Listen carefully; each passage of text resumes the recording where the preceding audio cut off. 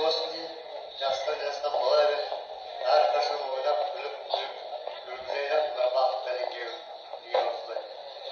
Немерелерімнің қызықтарын көріп, немерелерімнің қызықтарын көріп жүре берейін.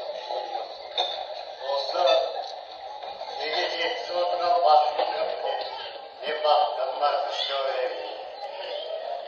Екеуім әрқашан бақытты болып, күлкілі болып, әрқашан бәрімізге үлкен кісіге үлгілі болып жүргізе білейік. және міне тағы айтатыным жақсы түрлерің бізге жақсы